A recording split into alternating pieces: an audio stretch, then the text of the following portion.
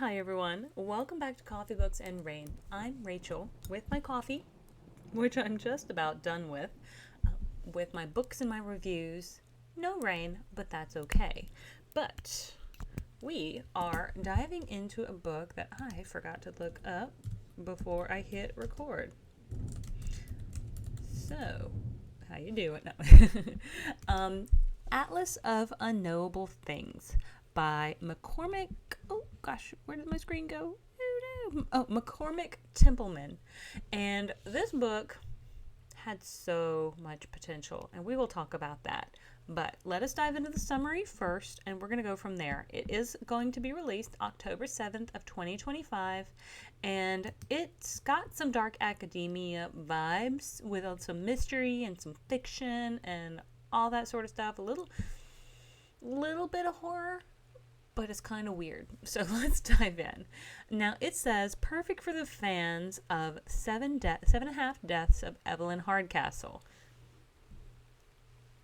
I think that's in the other room because I know I have it somewhere, or I may have let somebody borrow it because I know I did have it. With a modern Gothic twist. High in the Rocky Mountains on a secluded campus sits Hildegard College, a celebrated institution known for its scientific innovation and its sprawling botanical gardens. Historian Robin Quain has been awarded a residency to examine Hildegard's impressive collection of ancient manuscripts, but she has a secret. She's actually on the hunt for an artifact, one she must find before her former best friend turned professional rival gets his hands on it first.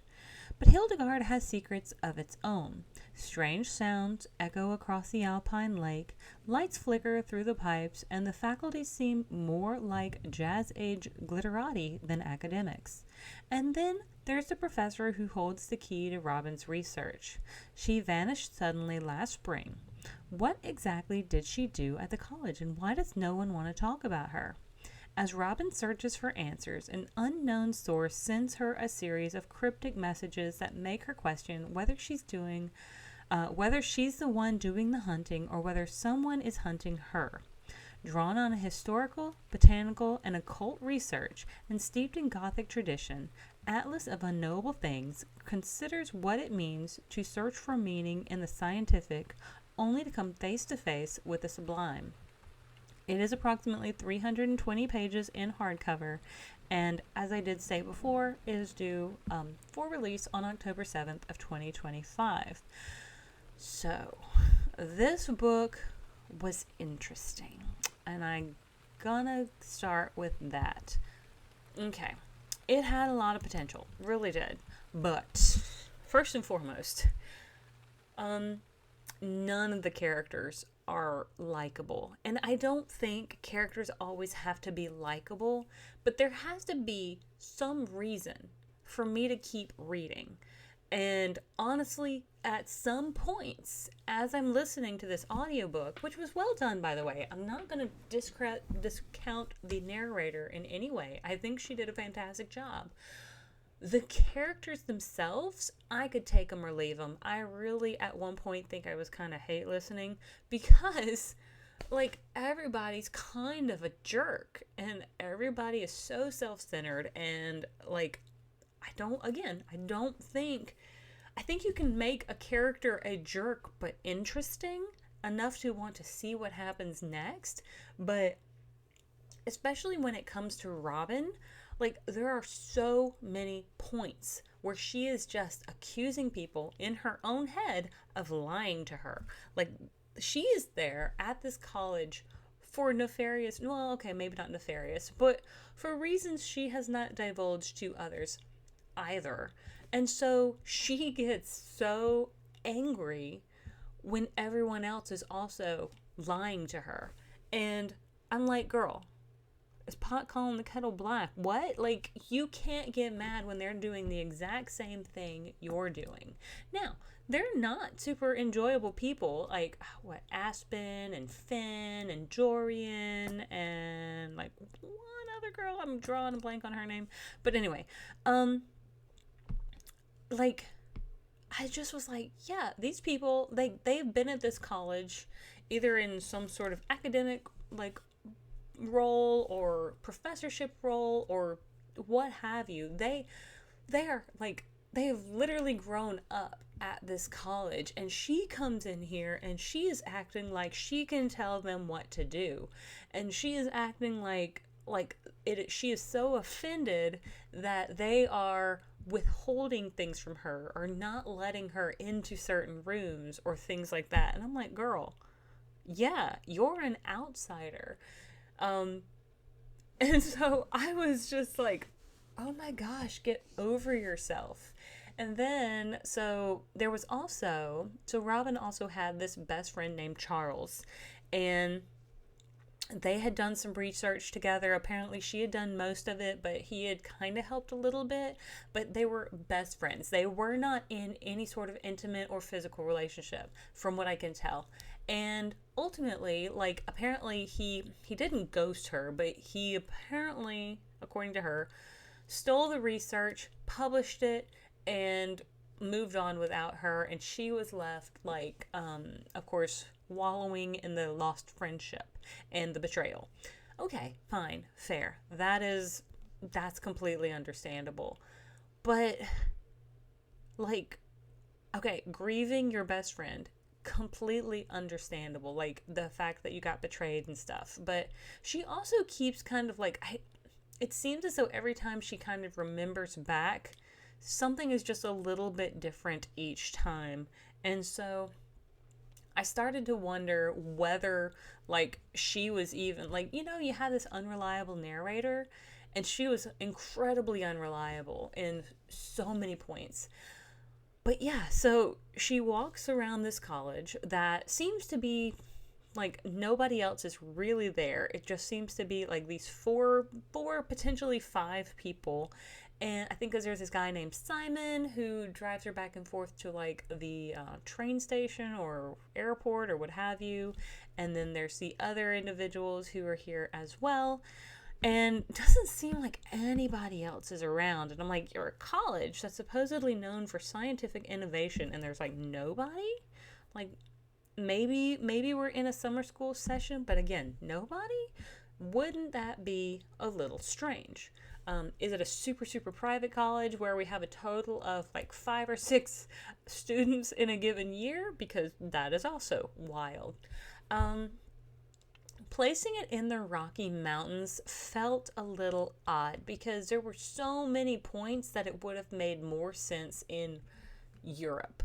Having like this kind of ancient library sort of thing, or some of these mysteries or mysterious circumstances, it didn't feel like we were in some sort of secluded area of the Rocky Mountains, not like a couple hours away from Denver perhaps, but I just was like, the setting felt weird. And like, atmospheric, sure, but it didn't feel like being in a random place in Colorado was the right place for it to have sprung up. I don't think Colorado, minus the indigenous population, would have this level of potentially occult artifacts. So I probably give this book like a 3.5 to a 3.75, but I really wanted to talk about it because there's so much going on. And Robin is kind of, I swear, going crazy like 90% of the book. She is kind of on this path or this trail of clues, and she starts to wonder if these clues have been left for her by Isabel, who is the professor that left like the previous year. So she's trying to follow these clues because she is weirdly desperate to find this artifact. And there is a point where she even questions why she is so desperate to find this artifact. And she has no answer for that. And I'm just like, okay, that means there's potential like obsession. Maybe we got some like, I don't know. But yeah, she gets furious at other people when she's just constantly asking, okay, I'm looking for this artifact. I'm looking for this artifact. And they're like, girl, we've never seen it. What are you talking about? And then she's like, I have to find it. It's like, great, good for you. But we don't care. And then she gets angry at them for not caring about her obsession. And I'm like, what? I was very, like, that's why I was like, I have no, ew. Hold please, my computer says it needs battery charged. Boop. There it goes. Battery is charging. I didn't realize I must have unplugged a minute ago. But she doesn't seem to realize that the world does not revolve around her. And she does not seem to realize that this college does not care about her. Now, with all of that being said, the last 40%, so that is the first like 60% of the book. And I do want to say it was like 60 to 65% of the book before we had any level of understanding about what potentially is going on. And then it started to make a bit of interesting sense. And I was like, okay, now I'm curious. It took me about 65% of the book to actually be curious about what was going to happen next.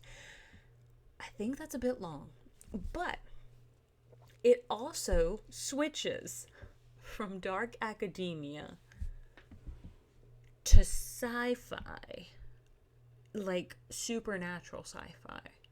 And I was like, this feels like a 180 from where we were just going. Now, sure, in that first part, there were questions about witch-related items, pagan-related items, old occult gods, those sorts of things. But it didn't really feel like, other than kind of research-based, it didn't feel incredibly relevant until this turning point in the book. And that's where I was just like, okay, I feel like the author kind of didn't know where they were going, and so they decided to go over here instead. Not sure it fully worked for me, but okay. Let's see. This person, let's see, who is it? Who is this right here? Sadie Hartman. She made a really nice kind of review on it, and she does say she liked the audiobook experience, which I did it well, helping me be patient through the more scholarly aspects of the story, but I enjoyed the ebook for imagining the characters and what their voices sounded like. I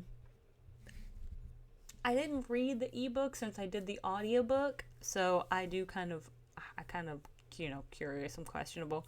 I also was not, like, the Atlas of Unknowable Things does not make sense to me, like, why it's called that. I have no idea why it's called that.